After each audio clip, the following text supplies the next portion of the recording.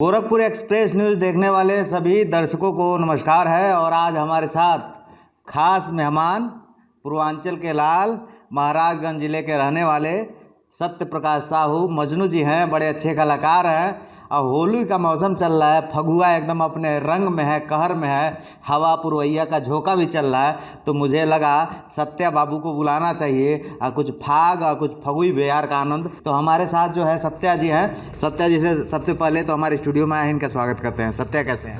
नमस्कार, प्रणाम। गोरखपुर एक्सप्रेस देखे वाले के सभी भगवान रूपी श्रोता के हम गोर छू के प्रणाम करतनी। स्टूडियो में आके बहुत अच्छा लगल। सत्या बाबू बड़ा स्मार्ट लग रहा है, फगुआ का असर है क्या? लग रहा है। तो सत्या बड़े अच्छे कलाकार हैं और उससे भी अच्छी बात है कि बड़े अच्छे इंसान भी हैं। तो दोनों बातें अच्छी हैं, तो ऐसे लोग का स्वागत है। तो सबसे पहले सत्या भाई से एक गीत सुनते हैं, उसके बाद आगे की बात करेंगे। तो सत्या भाई हमारे दर्शकों को कुछ फगुई अंदाज में या जो आपकी मर्जी हो सुनाएं। सबसे पहले भजन सुनाना चाहेंगे। ठीक है, भजन से उसके बाद ताकि कोई भी काम शुरुआत किया जाता है तो भजन। जी चलिए।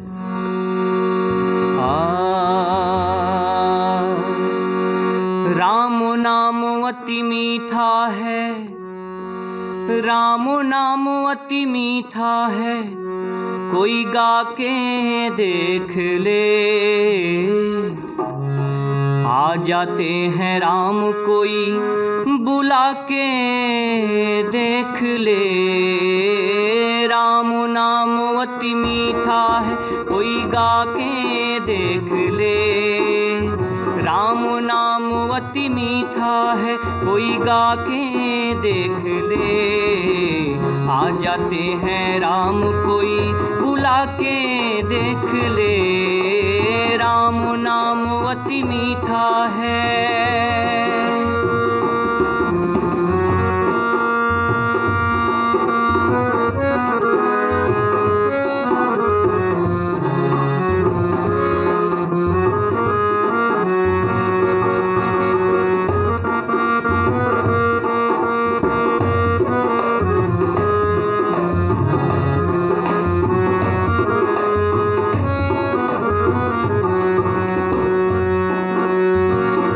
घर में अंधकार,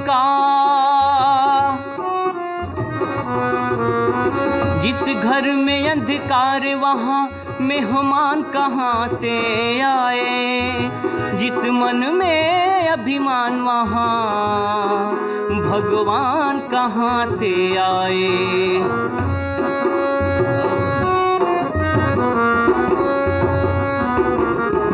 जिस घर में अंधकार वहाँ मेहमान कहाँ से आए। जिस मन में अभिमान वहाँ भगवान कहाँ से आए। अपने मन मंदिर में, अपने मन मंदिर में ज्योति जला के देख ले। अपने मन मंदिर में ज्योति जला के देख ले। आ जाते हैं राम कोई बुला के देख ले। राम नाम अति मीठा है, कोई गा के देख ले। आ जाते हैं राम कोई बुला के देख ले। बुला के देख ले, बुला के देख ले। क्या बात है, बहुत शानदार। और आज के जो कार्यक्रम की शुरुआत प्रभु श्री राम के नाम से, तो कहीं ना कहीं सबके लिए अच्छी बात और मन तृप्त हो गया। सत्या जी, ताकि हमारे तमाम दर्शक हैं, बहुत सारे लोग आपको जानते हैं और बहुत सारे लोग जो नए लोग जुड़े हैं वो जानना चाहते होंगे, तो आप अपना परिचय देंगे, आप कहाँ के रहने वाले हैं? मेरा नाम सबसे पहले तो गोर छू के गोर लगाता नहीं। हमारा नाम सत्या मजनू है। महाराजगंज जिला के खजुरिया गांव के रहे वाला ही, थाना चौक पड़ेला। अच्छा, हाँ। ढोलक पे आप जो भाई साहब हैं, आप भी अपना परिचय दे दीजिए। आप सभी श्रोता बंधुओं को मेरा नमस्कार।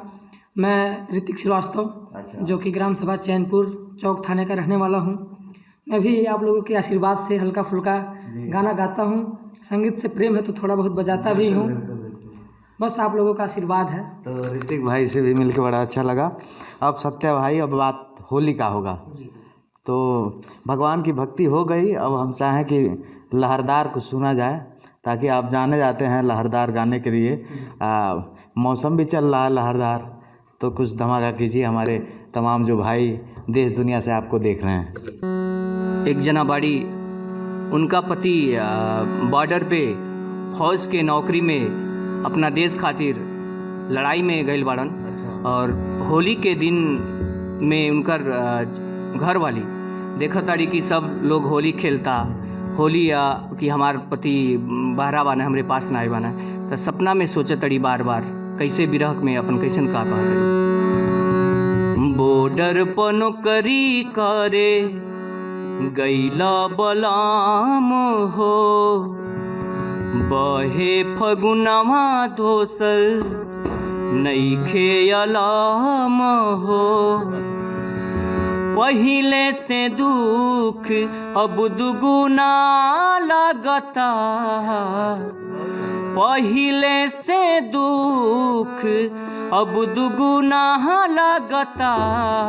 फगुनामा तेरा जसुना लगता, फगुनामा तेरा जसुना लगता। बॉर्डर पर नौकरी करे गैला बलाम हो, बहे फगुनवा दोसर नइखे अलाम हो।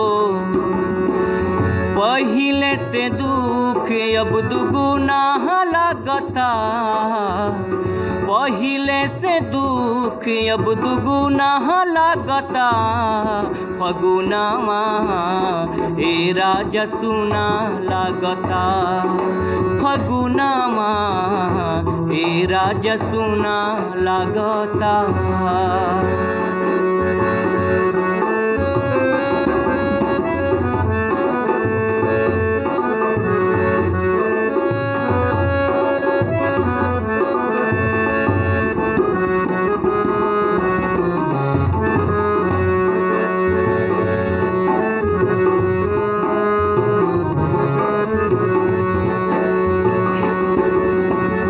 जब बसंती बहेले हमरा से कान में कहेले, खींच दना रंगवा बिरिया, बिरह अगिनिया लगावे।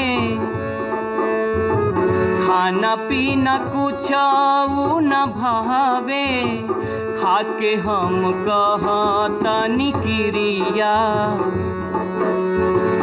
जब बसंती बहेले हमरा से कान में कहेले, खींच दन रंगवा बिरिया, बिरह अगिनिया लगावे। खाना पीना कुछ न भावे, खाके हम कहतनी क्रिया। गोदिया में खेले खाती मुना लगता हो, संग ही ले अइहा झुना झुना लगता हो। फगुनामा एरा जसुना लगता, फगुनामा एरा जसुना लगता। बॉर्डर पर नौकरी करे गैला बलाम हो, बॉर्डर पर नौकरी करे गैला बलाम हो। बहे फगुनवा दोसर नइखे अलाम हो, पहिले से दुख अब दुगुना लगता हो। पहिले से दुख अब दुगुना लगता, फगुनवा एरा जसुना लगता, फगुनवा एरा जसुना लगता, फगुनवा एरा जसुना लगता, फगुनवा एरा जसुना लगता। वाह सत्या जी, बड़ा ही सुंदर शब्द के साथ एकदम मार्मिक शब्द के इस्तेमाल कैला और कहीं ना कहीं हमरे देश के जे वीर फौजी बाने उनके पीड़ा बा, उनके पत्नी के पीड़ा बा। फौजी भाइयों के लिए तो आप सुना दी हैं। अब जो हमारे बेरोजगार भाई हैं जो रोजगार की तलाश में विदेश गए हैं उनके लिए गीत हो जाए। अरे जब जब आवे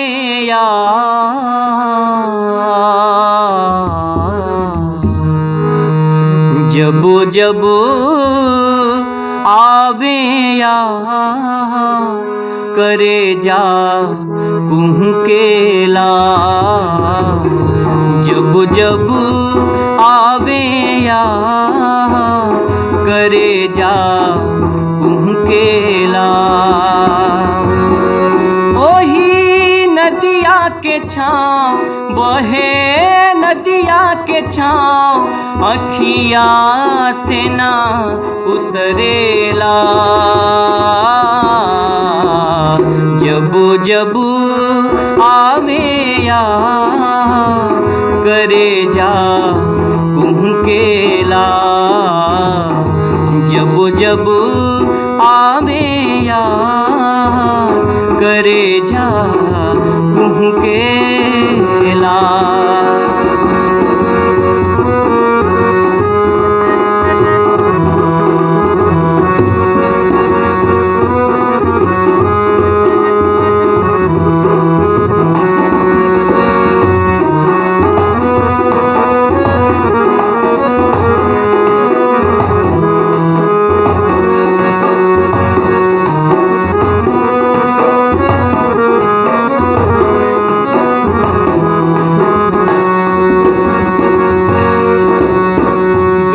के बहरावा पकवाई नरवा लगिए जटहवा देवी माई वाला बरवा।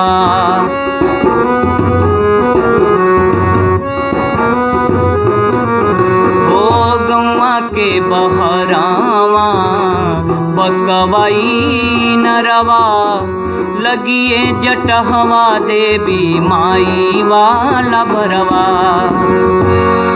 जहाँ लह के लफाक कबो कजरी के राह अखिया से ना उतरेला, जब जब आवे करे जा कुहकेला, जब जब आवे करे जा कुहकेला, जब जब आवे करे जा कुहकेला। वाह क्या बात है, मज़ा आ गई। सत्या बाबू के बारे में एक बार और बता दी हम आप सबके। सत्या गायक के साथ साथ बड़े अच्छे कलाकार भी हैं, चाइल्ड कलाकार भी हैं, बड़ा छोटा उम्र से काम करते हैं। और कौन सी फिल्म थी सत्या आपकी? रंगीला बाबू। रंगीला बाबू, ये हमको लगा 2007 की फिल्म। 2007 है, ये 2020 हम लोग 13 साल पहले। हाँ, यानी तब आपकी एज क्या होगी? 11-12 साल। 11 साल की उम्र में एक फिल्म आई थी रंगीला बाबू, जिसमें हीरो थे जुबली स्टार दिनेश लाल यादव और उनके भाई का कैरेक्टर आप किए हैं, छोटा था। मैं भी फिल्म देखा हूँ, बड़ा अच्छा लगा है। तो कलाकार के साथ साथ गायक और गायक के साथ साथ कलाकार अब लहरदार हो जाए, ताकि दर्द तो हो गया, अब थोड़ा हमारे दर्शकों से मोहब्बत बांट दिया जाए। हाँ, तो हो जाए, ताकि कहा जाता है होली का जो प्रोग्राम होता है भौजाइयों की तरफ से या भौजाई पर खास व्यंग, कटाक्ष, मोहब्बत, बहुत सारी बातें होती हैं। तो कुछ आप अपने गीत के माध्यम से हमारे दर्शकों के लिए।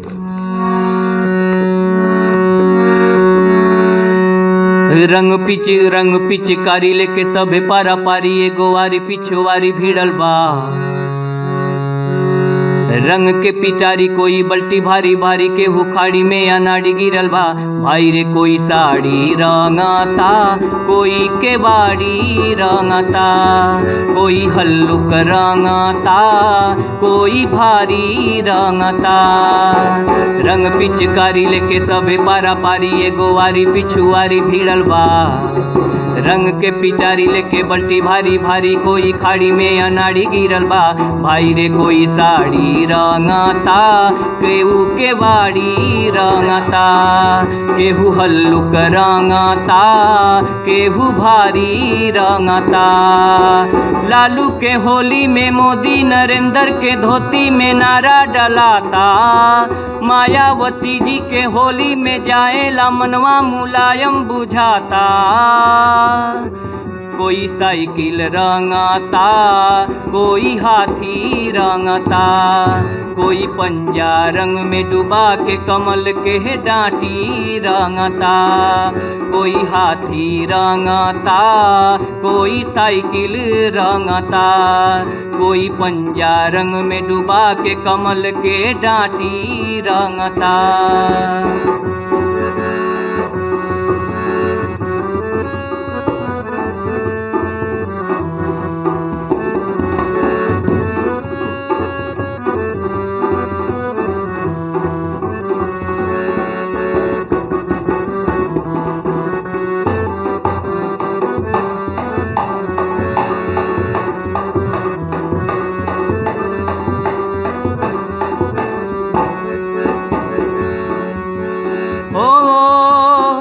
प्रीति के पटाखा छोड़ा नफरत भुलाई के रंग के फुहार रोका गमछा बिछाई के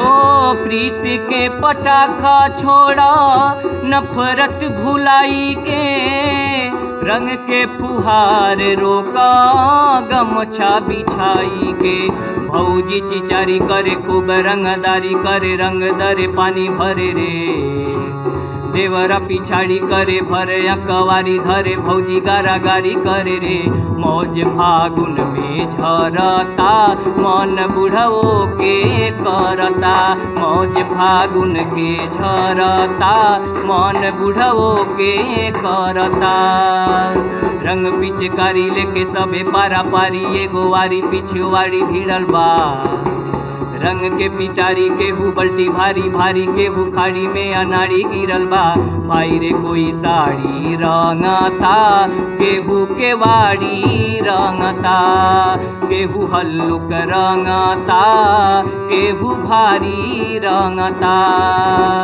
लालू के होली में मोदी नरेंद्र के धोती में नारा डलाता मायावती जी के जाएला लागेला मनवा मुलायम बुझाता है कोई साड़ी रंगता केहू गाथी रंगता कोई पंजा रंग में डुबा के कमल के डांटी रंगता केहू साइकिल रंगता केहू हाथी रंगता कोई पंजा रंग में डुबा के कमल के डांटी रंगता कमल के डांटी रंगता केहू पंजा रंग में डुबा के कमल के डांटी रंगता।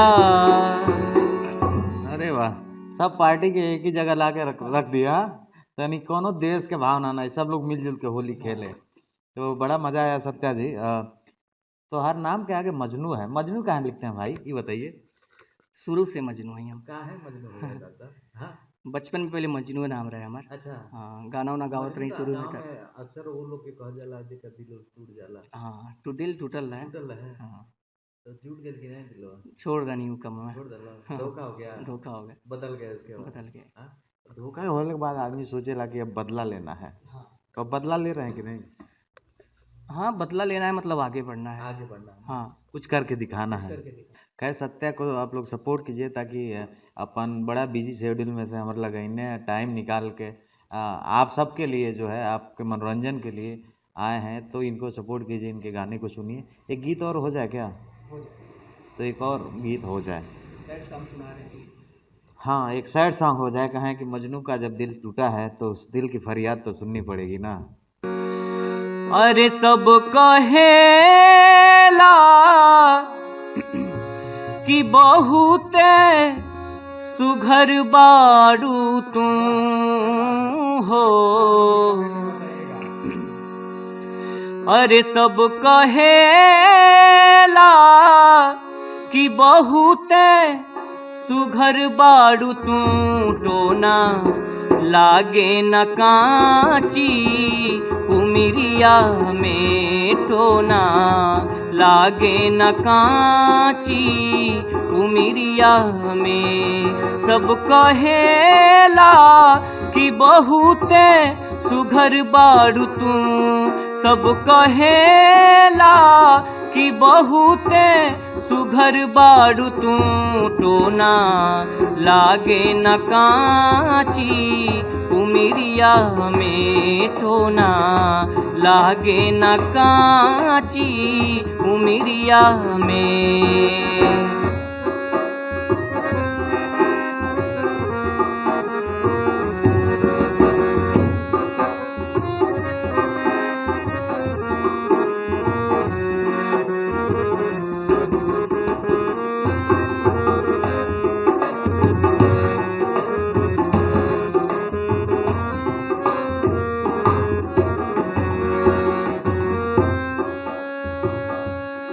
नैन बाटे शराबी न ताकल करा, नैन बाटे शराबी न ताकल करा, रूप के रानी छत सेना न झांकल करा, रूप के रानी छत सेना न झांकल करा हो। जेने ताके लुअन हरियों में अजोर हो जाला, कौनो जादू भरल बा नजरिया में, कौनो जादू भरल बा नजरिया में, टोना लागे न कांची उमिरिया में, टोना लागे न कांची उमिरिया में। वाह सत्या जी, बहुत शानदार, और शुभकामनाएं हैं गोरखपुर एक्सप्रेस न्यूज़ की टीम की कि आप ऐसे ही अच्छे अच्छे गीत गाते रहें और इसके साथ ही भोजपुरी माटी का सम्मान आगे बढ़ता रहे। हमारे जो तमाम दर्शक हैं उनसे क्या कहना चाहेंगे? कहना यही चाहेंगे कि सभी दर्शक लोग हमको सपोर्ट करें, जैसे सबको सपोर्ट कर रहे हैं वैसे हमको भी सपोर्ट करें, हम भी अपना मुकाम हासिल करें। बिल्कुल, सत्या बहुत अच्छे से मेहनत कर रहे हैं और ऐसे कलाकारों का जब सपोर्ट होगा तभी मनोबल बढ़ेगा। तो आज के कार्यक्रम में खास हमारे मेहमान सत्या साहू जो महाराजगंज जिले के रहने वाले हैं और उनके साथ ऋतिक जी थे, और बड़ा अच्छा लगा दोनों भाइयों से मिलकर। और आप सब भी दर्शकों के लिए स्पेशल होली का प्रोग्राम का आयोजन किया गया है, ताकि कुछ लोग अपने घर पे होंगे, कुछ लोग अपने घर के बाहर होंगे, तो जो घर के बाहर होंगे या फिर जो लोग देश से बाहर होंगे उनको ये हमारी होली उनके लिए भेंट है, और हमारी तरफ से, हम सब की तरफ से आप सबको होली की हार्दिक शुभकामनाएं। तो चलते हैं, देश दुनिया पूर्वांचल की खबरों के लिए गोरखपुर एक्सप्रेस न्यूज़ के साथ बने रहिए।